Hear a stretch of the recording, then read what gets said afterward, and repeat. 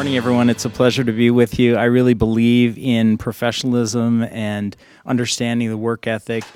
One of the duties that I have that Maren didn't mention is directing programs on the international trips to Europe with our graduate students.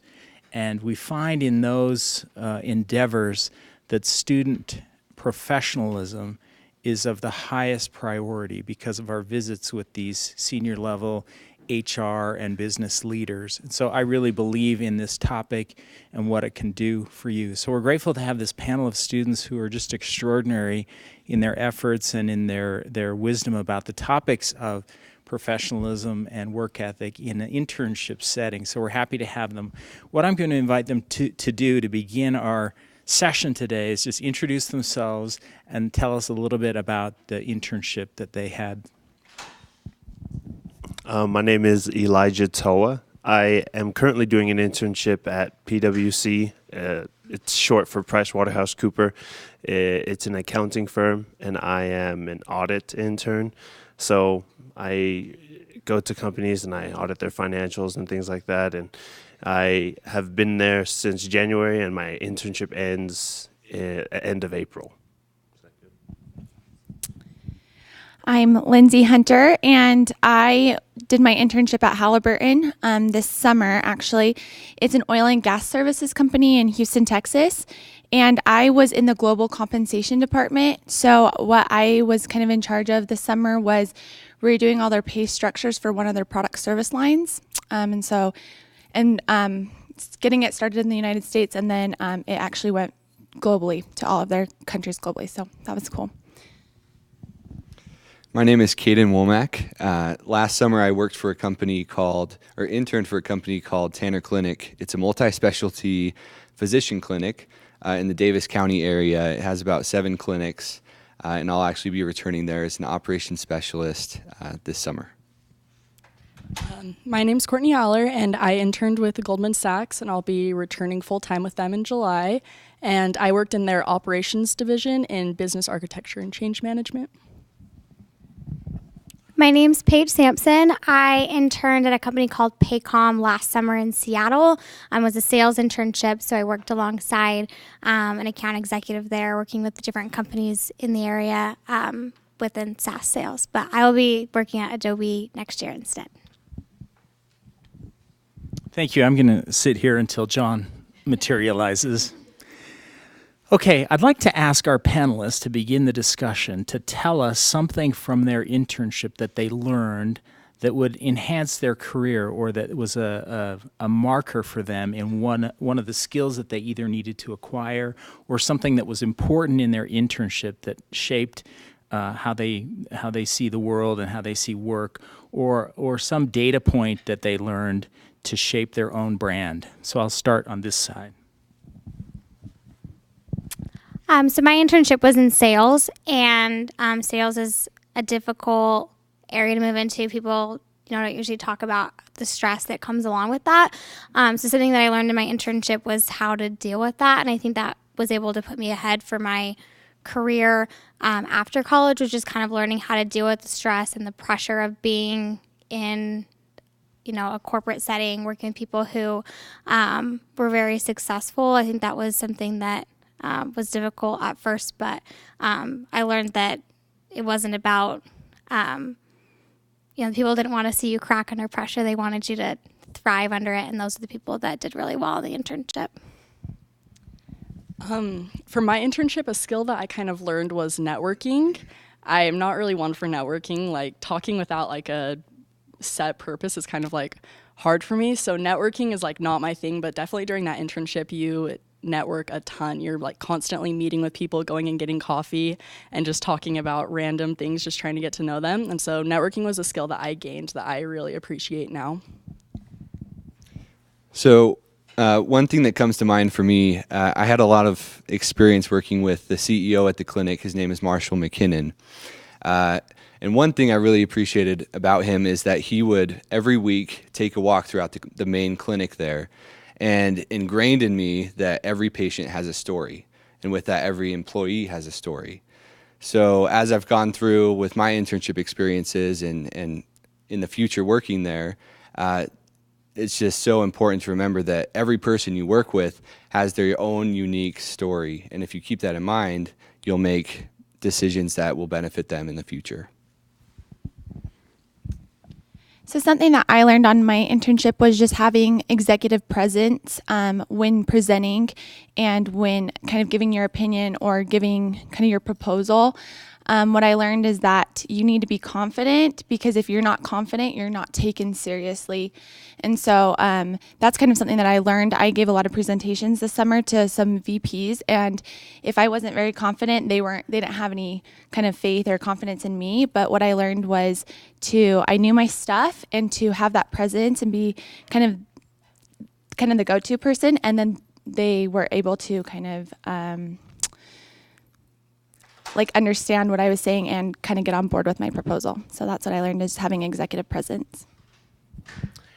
Something that PwC has been trying to do a lot of these past 5 years, and it's something that's still in motion, is trying to integrate technology and data analytics more fully. And I think, like as an accounting major, we only learn so much about, information systems. And something that I learned on my internship was how to learn fast, how to adapt quickly. Because when they're moving and they expect you to kind of understand what they're doing and roll with them as well. At the same time, though, I think it's important to note that it's okay to ask questions. It's okay to ask them to help you if you're not understanding something, because that's what they're there for. They're there to help. And I think that's something I've been able to really learn in my internship, is how to ask questions and how to learn from those experiences quickly. Great, thank you. Before we move on with any of my questions, does anyone have a question about what the panelists have mentioned about their internships? Any questions? Okay, I'm going to make 2 comments on what we heard from our interns, and I think, in my experience, these are very important. So let's say that you're interested in one of the companies that these folks are working for, and you want to reach out to our panelists, and I'm sure they'd be happy to connect with you to share their experiences. But one thing I want to help you understand is, when you call someone and when you reach out to them, you have to be prepared professionally with meaningful questions. You don't want to just call Lindsay when she's busy and working and say, so what's it like at Halliburton? I mean, that she can navigate through that and help you, but she doesn't want to do that. She wants to have a professional conversation with you so she can help you and be a mentor. When you're reaching out to these people, you're marketing yourself as well. So make sure you have an agenda of crisp, tight, meaningful questions so that you're not wasting these people's time. If you impress someone with a reach out call, they can think about you in the future when opportunities come up, and you're already starting to build your brand. Any of you want to add anything to that? Okay, I could go for hours, so let's just keep it here. The second thing is something Lindsay mentioned about presentation skills. Your presentation skills can make or break your performance evaluations in a company in 2 ways. First, in the formal presentation, like Lindsay, and maybe you can add to this if you have a minute. In the formal presentation, you've got to be effective at presenting the material so that the decision makers to whom you're communicating can make data-driven decisions. And if you're umming and ahhing and saying equivocal things in your presentation, that doesn't cut it. I would highly recommend practicing over and over and over again with a mentor, presenting. Just prepare a 30-minute presentation or a 20-minute talk and present it over and over to some people who can evaluate you.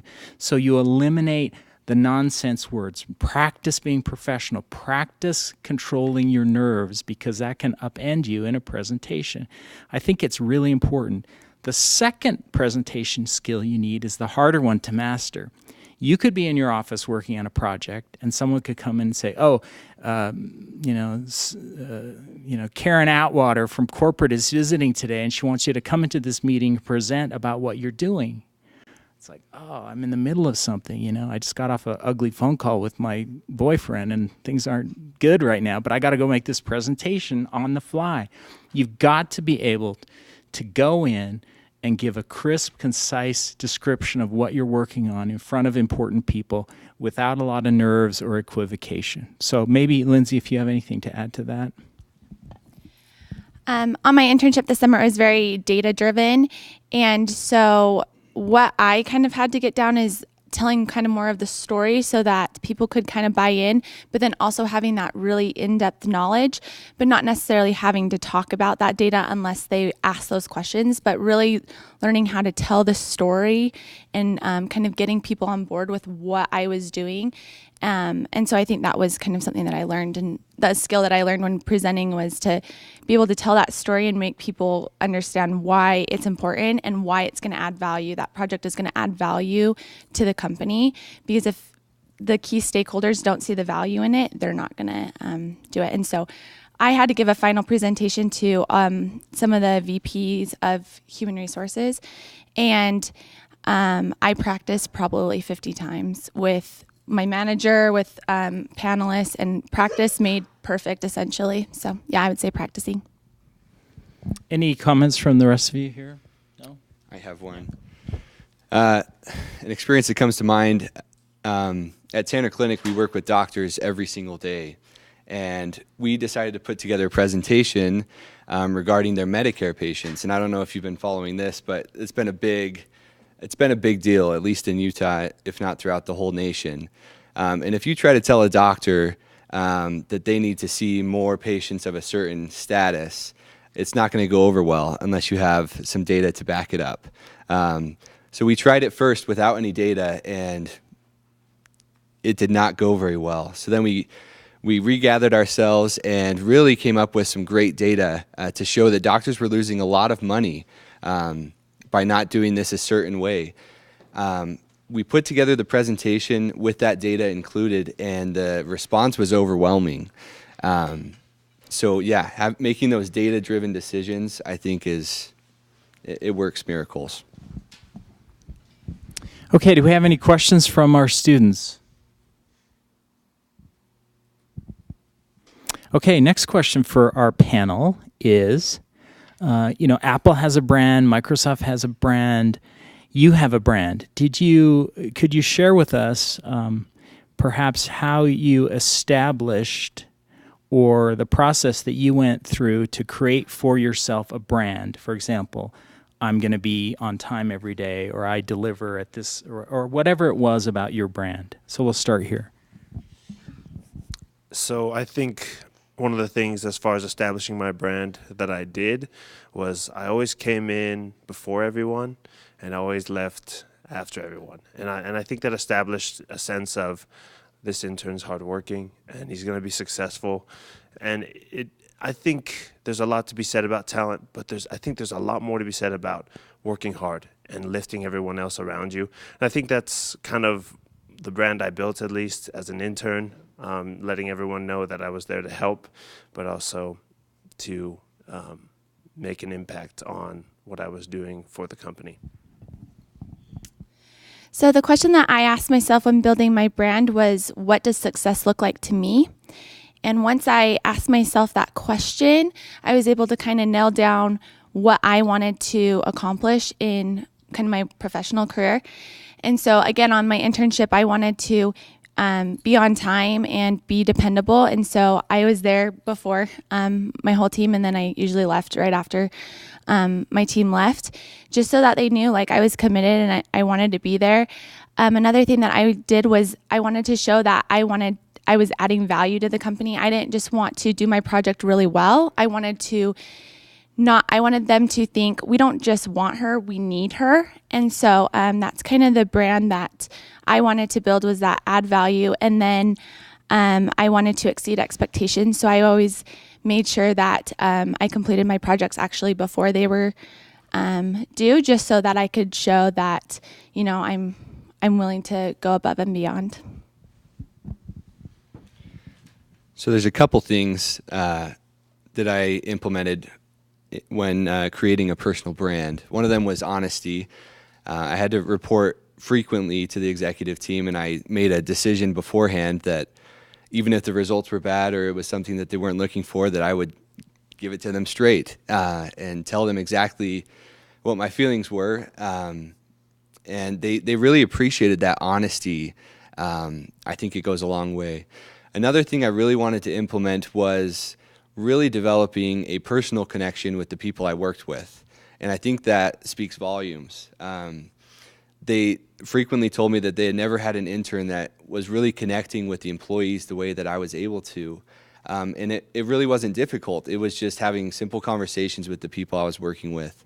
And our relationship went far beyond just working day to day with someone. It was really knowing them and understanding them as a person. So with orientation at Goldman, they have a lot of speakers, and one of the speakers was talking about building your own brand, and he had told us in the beginning, like, you don't have to choose something that you want to be your brand. You can wait till something stands out to you that other people are saying, wow, you're really good at like this, and kind of go with that. And so that's kind of what I did. I waited until I got some feedback from my manager, and he was saying that his favorite parts of my work were me being enthusiastic and always having questions to ask people. And so that's kind of what I went with. You know, every meeting we would go to, I would always be prepared with like questions to ask, whether it was about like company ethics, company culture, or if it was about what the meeting was about. And just, I always was prepared with questions and enthusiastic about whatever we had to do. And so I could have like chosen, you know, oh, I'm going to be on time to everything, but I liked to wait and see what is something that stood out to them and was something that they thought was important for our company, and went with that. For me, I think that a huge part of your personal brand is how you make other people feel and how other people feel when they're around you. So I take that into consideration, especially in your internship when you're potentially only there for 10 weeks. There's not a whole lot of time to get to know those around you.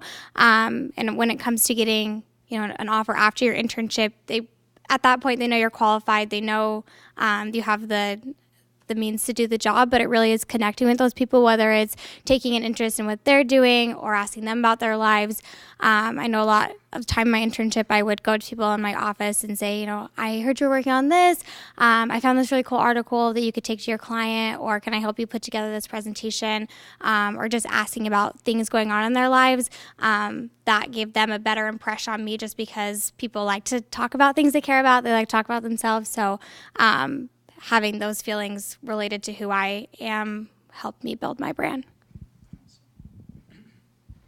Great, thank you. Any questions on that from the students? Yes.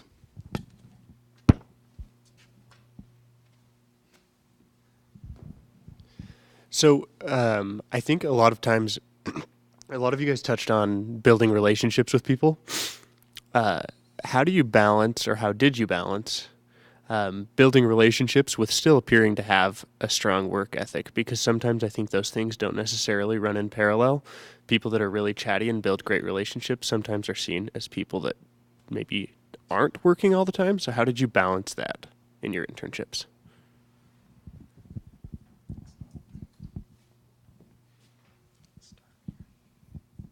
I think you're right. I think there is a time to get to know people and be friends with people, but then also be able to get your work done. I know that at my internship, we called it 5 minutes of good. And at the beginning of the day, we would kind of all go around the table, talk about things that we'd done over the weekend, kind of things that are going on in our lives. I had a smaller team. That way that kind of got it all out on the table, and it didn't disrupt the rest of our work day.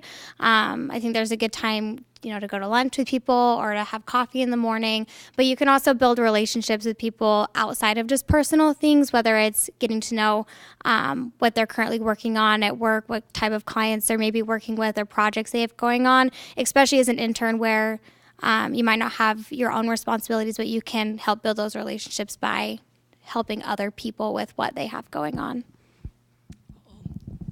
I'll add to that. I think it depends on the company that you're working with, just because like with her company, she did 5 minutes of good. With Goldman, they really encourage you to have like they call it coffee chats or coffee talks, where you meet with like one person a day for 15 to like 30 minutes, and pretty much like there's no business going on. It's all about like talking and building relationships, and you'll find people that you like really connect with, and you'll want to set up more coffee talks with them. And that's what happened with me. I met some like cool vice presidents, and I would meet with them like once a month kind of during my internship, and we would talk for a while, and it was really interesting to get to know like a really broad amount of people and like what they do in the company. And so Goldman encourages that you are talking with other people and meeting new people.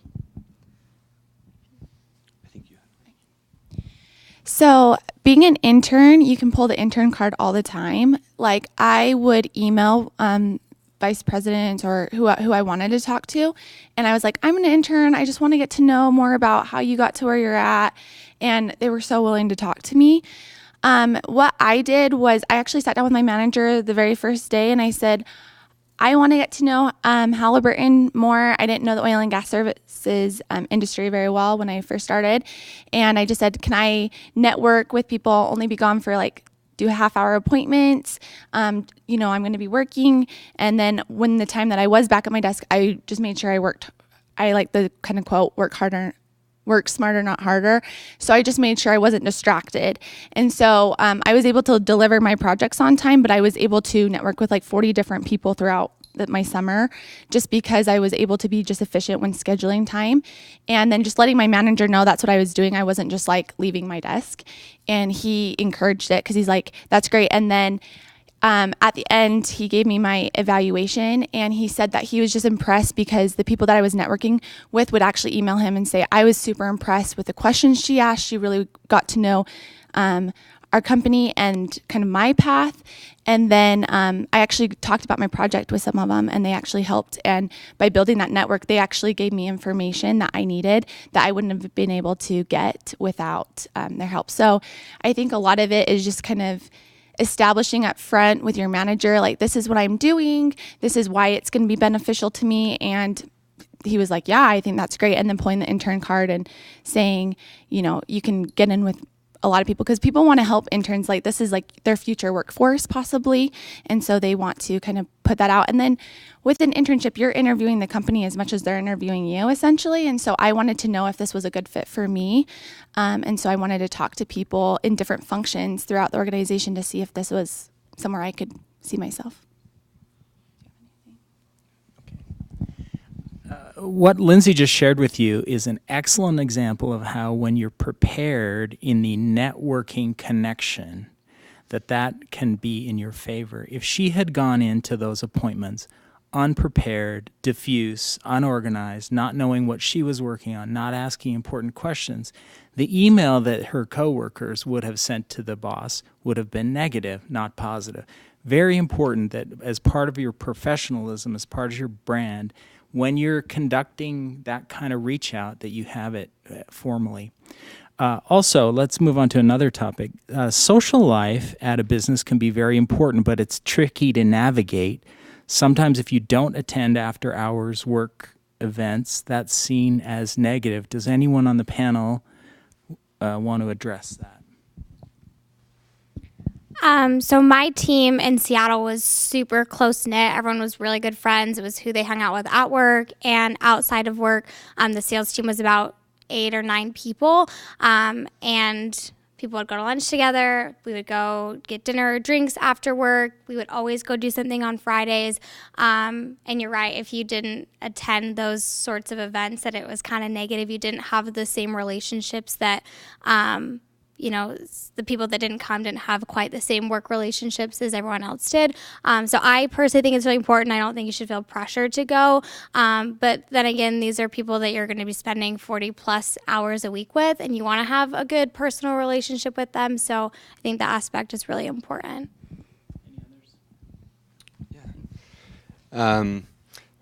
I agree with what you said there. I noticed that social life was a really big factor where I worked as well.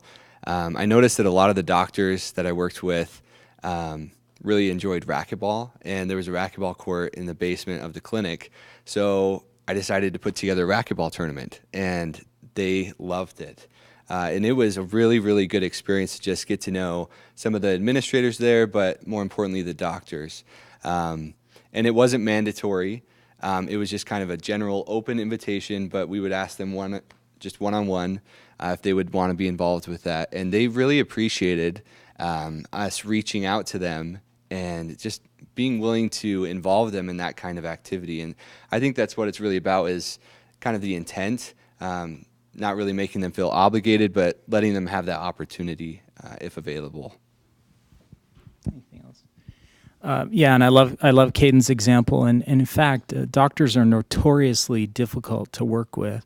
And so I admire him for doing that. Another example was one of our interns at Honeywell organized a ping pong tournament among the 300 engineers she supported, because there was a ping pong table in the workroom, and it was a huge success. So similar thing. And everyone got to know who this HR person was, because she was the contact for ping pong disputes. So any other comments? Just one thing on the social life. Now, it's really tricky, because you can't let your job consume your life. But so you may have to pick and choose which social events that you're able to go to. You can't go to every Friday night dinner. You can't hang out with, if you're married and you work with a lot of single people, that can be a problem too, because you don't have the flexibility. But you have to be strategic about hitting your mark on the social, because it's in the informal where many mentor relationships are built. And this has been a problem for women in the past, because they felt like they didn't have access to that boys club offline mentoring connection. That's changing for a good thing. But I just think you need to be strategic about that. Any comments at all on that? Okay, next question. Sometimes when you're at work, there's a formal leadership ladder and you know who your direct report is. Sometimes, though, you need data or information from someone who is not a direct report, and they don't necessarily have time or interest in talking to the intern about something. Did that ever happen to you? And if it did, how did you navigate the informal relationships at work?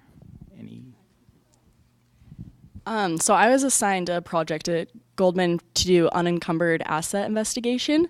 So we needed a lot of data and a lot of information. They don't really expect you to know all of the financial terms and stuff. So we had to learn a lot, but we also needed to get a lot of information from people who weren't really interested in our project and who didn't really think that interns could determine anything with it. So we had to bug a lot of people. We had to consistently email some analysts over and over and over again.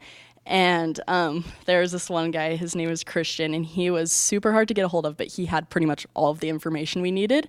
And so finally we were able to set down a 15-minute meeting once a week where we could ask him all of the questions we had. And so pretty much with us, it was just being consistent and just setting that regular appointment with him that we were going to talk to him then, and we would try and fit in as much information in that tiny meeting as possible. But he was super busy, and so I think it's important that you understand that just because they're not your superior, they can be kind of equal level with you, and they still have a lot of stuff to do, and so they might not always have time for you. But if you keep working with them, they'll make time.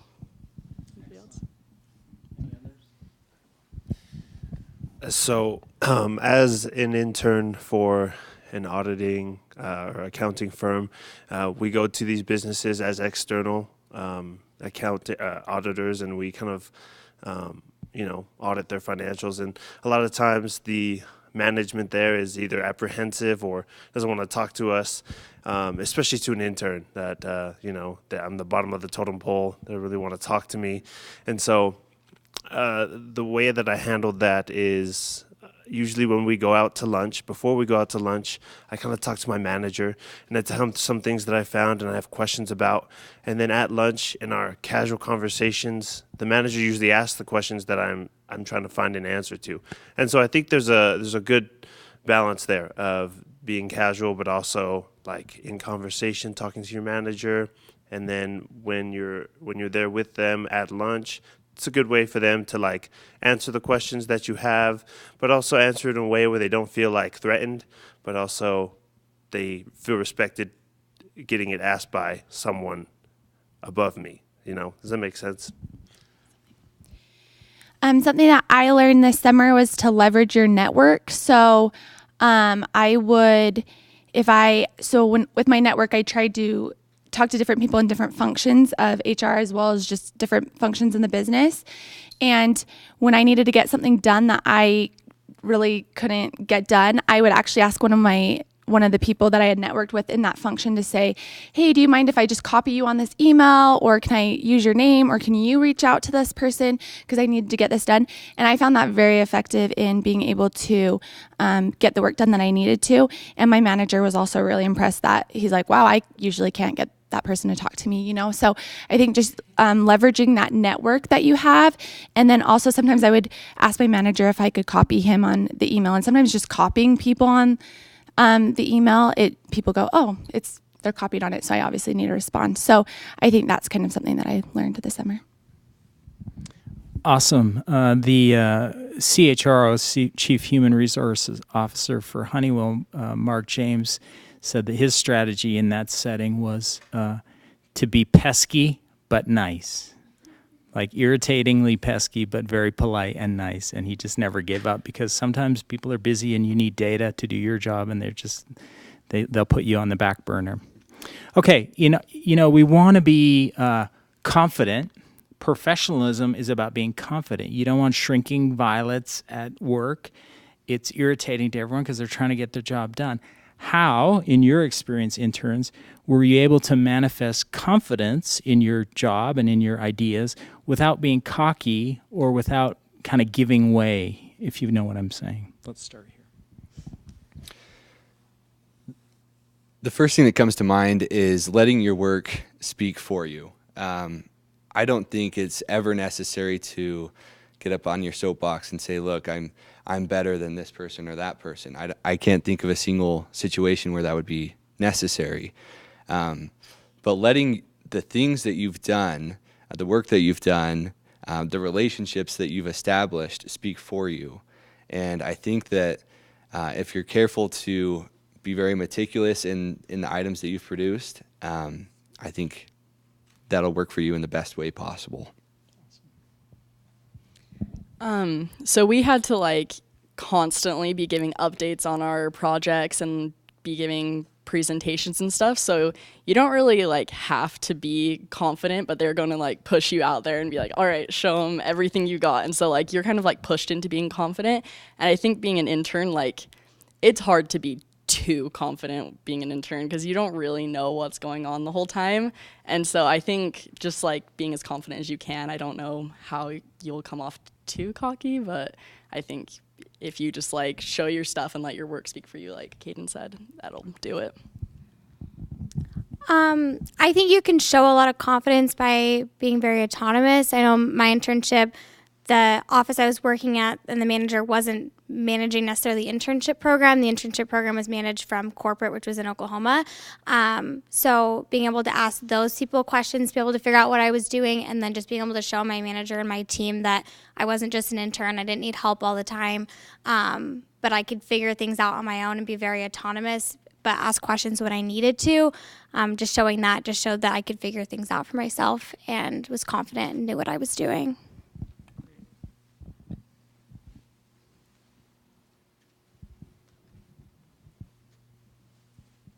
So I love Paige's comment a minute ago. How often did you check in with your manager to let them know where you were on your projects or that you could figure things out on your own? Mine was a little bit different. We had a one-on-one meeting every Friday, so that was something that was structured within the program. My internship was very metric-based, so we had goals of metrics that we wanted to meet as far as tasks and things that we were doing, and so we would turn in those metrics every week, and then the 30 or so interns that were around the country would kind of do competition, so it was pretty structured that way. And in sales, everything's pretty transparent. I mean, everything that we were doing is always kind of a competition and up on different leaderboards and things like that. So that's a little bit different than maybe some other internships. But I think, like Caden said, your work shows for yourself. Your managers know when you're doing things and when you're not. So. Any other questions before we move to the next? We have one here. So it seems like you guys all have your stuff together. Like you guys all seem like you know what you're doing and you knew what you were doing the whole time. How did you deal with it when you didn't, right? Like when you didn't know how to respond to something or when you didn't know what to do for something. How did you deal with that and how did you maybe learn and like grow from that?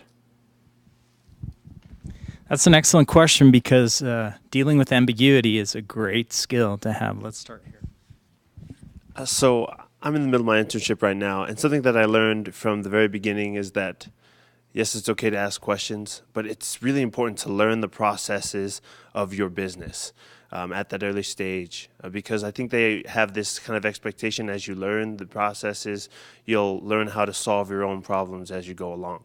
And so I think one of the things that helps me a lot in my business is that I look at past work and I kind of compare and contrast and I learn from what they did maybe last year or I learn from what they did maybe last month, something that they were doing. I kind of look at because they usually keep track of their records, and so I think that's an important thing to note is that there's resources out there for you to look at to kind of learn from, see what their process was when they were doing a similar project that you were doing, and then you can also ask them in an email or in private conversations over like a Google chat. That's a lot of what I've done, at least, to kind of see what was going on through their mind and then understand what the company wants as far as here's the end goal and here's how you get there. I think for me, again, it's okay to ask questions. Something that I learned was that you can ask a question, but always have like, this is why I think we should, this is how I think we should do it, or this is why I think, it's this way, and then saying, but can you help me understand the right way to do it? And just by kind of doing that, you're able to preference, like, I've thought about it, I've thought about how to do the process, but I'm not 100% sure on, and so asking that question. And honestly, what I learned is it's okay to fail. In fact, failing is super important. I mean, I didn't know how to do a lot of things this summer, and just being able to admit that, like, I don't know how to do this, but can you show me how to do it? And by doing that to like so many people, you're able to again build that network.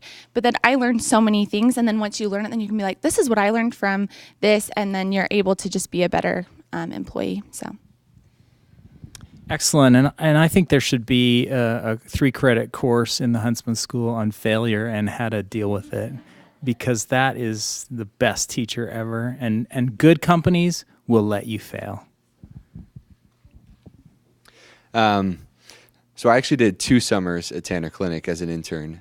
So the first summer, which was a couple of years ago, I really didn't know what I was doing. I knew I wanted to go into healthcare administration, but I really didn't know much about it. And I was given a couple projects right off the bat. And I have found that the best employers that you want to work for are the ones that explain a task, but then they kind of let you go on your own and work a little independently. And I think that's where you're able to grow the most, is where you have to figure things out on your own. Now, there's a separation there. You don't want to be left in the dark completely, so you want to make sure you have all the information you need and all the skills to be able to help you accomplish a task. But another thing is working on your own and taking the tools they've given you and being able to move forward with that and get the project done. So that's what I was able to find. Yeah, I completely agree with that. With me, we had like formalized kind of procedures. So it's the same thing. They'll give you like some of the stuff you need, but it's up to you to ask the right questions and reach out to the right people. And so I had a buddy, and so you're like paired with an analyst, and you can ask them pretty much anything. And then you also have a mentor who's a bit like higher up, usually like a vice president, and that's more of like the formal questions. And so for me, it was just kind of finding the right person to ask the right questions when I didn't know what to do. Internships are usually difficult, and it's okay to fail. You're going to fail a lot. I failed a ton in my internship, but I think it's, the people that succeed are those that don't let the failures make them crack or say, I can't do it, or I want to give up, or I want to quit. but actually learning from them and just moving forward, because everyone's going to fail at some point. Any questions at this point?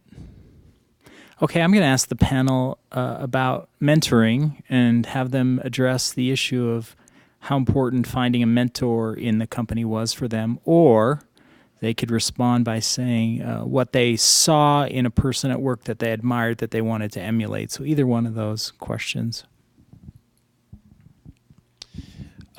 So a mentor for me that I found, or the quality that I liked, he knew how to balance his work and his life, his personal life, because he had a family and he just had a baby. And so I think that one of the things that I loved about him was that he always came into work with like this, maybe not an energy, but just an attitude of gratitude, just always being grateful for things that he has in his life. And I think that's something that I latched onto a lot, because my life, I was in a similar position, but only as an intern. So I think it helped me to see, just have perspective on what's going on, and be okay with the late hours and early mornings, and just understanding how important that is to your future and having that long-term vision. He always talked about that. And so I think as far as a mentor goes, that's what I looked for,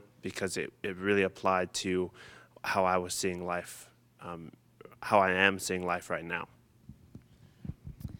So my internship, we actually had a formal mentor like assigned to us, and it is someone who had gone through, so I'm doing a leadership development program. So it's someone who's already been navigated that. So it was nice to have that mentor who's already kind of had the same career path that kind of what I'm going to be doing. But then also kind of an informal mentor. I just found someone who kind of had my dream job essentially, and I kind of picked her brain. We went to lunch a lot, and just kind of asked how she got to where she was. And she told me about all of her failures. She told me about her successes. She told me how she balances, her family with work.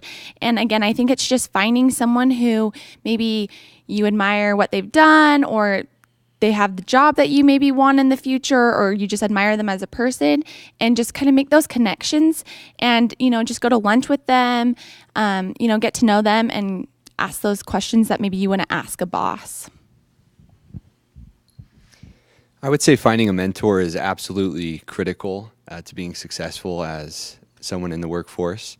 The person that comes to mind for me is one of the administrators at the clinic. His name is Brandon Castle, and he's the one that I worked with daily. And he was always very accessible, and that's kind of why he ended up being a mentor for me. I don't think it's something that you go up to someone and say, hey, would you like to be my mentor? I think it's just something that usually happens gradually. And it's not something you want to force upon someone either. But I came to realize that the lifestyle that he had obtained, I think you had said he had his stuff together, to quote it. He really knew what he was doing, had a great work-life balance, and that's something I wanted and still want. And so I started spending more time with him compared to the other individuals that I worked with, and just asked what I felt were insightful questions about how he had got to the point that he had. And we still have a great relationship to this day. Yeah, so I had that formal buddy who was just kind of more on my level that I could ask anything, and then I had the mentor who was more upper questions. And then, for me, I kind of got a new mentor. She had just barely started as a vice president a week after I started, and she seriously, we were going to meetings together, and she'd be like, what floor is it on? I don't even know where I'm going. And so we kind of became really good friends, because I was there only a week longer, but I was helping her out finding meetings and how to control the video chat and stuff like that. And so we actually became really good friends, and we still text, which I think is really important with internships, is to keep contact with some of the people that you were working with, and just make sure that those relationships really are lasting relationships, not just a formal courtesy meeting. So my office was really cool. Out of the 8 people on the sales team, 6 of them were women, which was something that I hadn't ever experienced, growing up in Utah and Idaho. So that was something that was really cool for me. My manager was like the 26-year-old boss lady that I had dreamed of being. So I wanted her to be my mentor so bad. And I wanted all the women in the office to be people that I could consider mentors. But something that I learned was that mentorship is a two-way street. You can't just pick someone and say, I want you to be my mentor, now do something for me. You have to be able to add value to that relationship too, because they're not going to want to do things for you or be your mentor unless you're adding value to that relationship as well. Thank you. We have 4 minutes, so I'm going to put the panelists on the spot, and they have about 30 seconds or so to give us their big takeaway, or maybe a minute. Like if they were to tell you something that was just the end of the world, they're on they're taking their last breath, what would be the most important thing to tell this group about your work relationship on your intern? I think we've mentioned a lot of the things that I would tell you. I think another thing that is most important to me as I'm on my internship right now is to really be involved in yes the networking, but the work. There's something to be said about going in and understanding the work and retaining a lot of the things that you learn, so that if you want to come back, or when you come back, you still have that knowledge to add value as soon as you get there. And so yes, there's a lot that's put on you as an intern once you get in there, but I think there's a lot more to be said about understanding things and then keeping them when you come back, and then being able to change processes if you think that they're inefficient, and being able to really help a company succeed. I think that really does add value to your brand as a whole. I think for me, it's just develop a love for learning and just continue to want to learn. I think that's something that made me successful in my internship, was I just wanted to learn. I wanted to learn not just about what I was doing in HR, but what accounting was doing, what operations were doing, what the people out on the oil rigs were doing, because by understanding the entire business, I was able to do my job better. And so I think just wanting to learn and continuing to want to learn, you're able to add value up front. And so that's something that I would say is just continue to learn the trends in the industry, keep that network with people that like continually just want to learn, do research, and I think that will help you be the most successful.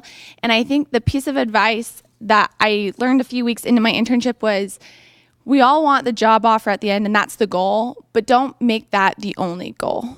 Your goal should be to learn, because if at the end of the day you don't get that offer, then sometimes you feel like it was a waste of a summer or waste of an internship, but it's not. You're learning, you're growing, you're able to put that on a resume, and I think that's the most important thing. And yeah, you want that job offer, and that should be a goal, but it shouldn't be your main driving goal. I think learning, developing as a person, and just learning industry, learning how to work in a really big company, I think is just important. So that's what I would say. To me, the most important thing for an internship is that you get out of an internship what you put in. And, when you start an experience like that, I think it's important to sit down and say, look, where do I want to be at the end of this experience? What do I truly want to get out of this? And to honestly be like a sponge and just soak up everything. And if you don't get the job offer, that's okay, because it was still a good experience for you, and you probably learned lifelong lessons that are going to help you in your next experience that will eventually lead to a job offer. Also, to establish those lifelong relationships, and not to establish them because you feel like it's going to get you to the next position, but to establish relationships because you want to, and you honestly want to learn from those people that you interact with. My best piece of advice would be just to be open to experiences. When I got the offer at Goldman Sachs, I honestly wasn't really into it. I was like, finance, that's not really my thing. I don't know if I'm going to be good at that. But it really, once I got there, and for me, it's the people who I really enjoyed. Like, the people really are amazing people, and just they inspired me every single day. And so that's why I'm going back, and that's why I want to be at Goldman Sachs, is just because I want to be surrounded by people like them. So that's just, for me, if you have any experience, any opportunity that you can take, I would just say take it, no matter what it is. It'll help you. And if any of you guys have any questions about Goldman or anything, I would love to help you guys. So.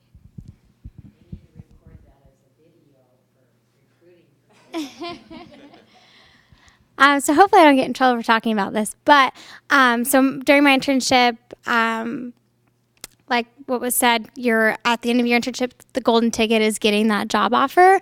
And for me, at the end of my internship, I got a job offer. I was barely 20 years old. It was an amazing offer. I was so excited about it. So at the end of my internship, I had decided tentatively to take the offer. Came back to school, thought about it a little bit, and realized that I wasn't passionate about HR and workforce management technology, and there was something else that I was more excited about doing. And so I decided to take an offer that had fallen in my lap with Adobe. And I had done so well in my internship. I had created such close relationships that they would hire me back at any second. But I think it's important, if you are going to do an internship, to really think about, taking an offer or what you actually want to do. But know that it is okay to make a decision that is best for yourself, as long as you handle it in a very professional manner. That it's okay to advocate for yourself. Well, thank you so much, panel. We really appreciate you being here and the advice and counsel and the feedback you've given to us. And I would let everyone know in this room, this is as good as advice as you're going to get or hear from anyone. Even some seasoned professionals wouldn't give you much better advice than what you've heard. So thanks for Maren for setting this up, and it's been a pleasure for me to be part of it. I did an MBA down at a school in Utah County, which will remain nameless. And I wish I had had a panel like this to help coach me in my business endeavors. It's been a pleasure to be here, so thank you.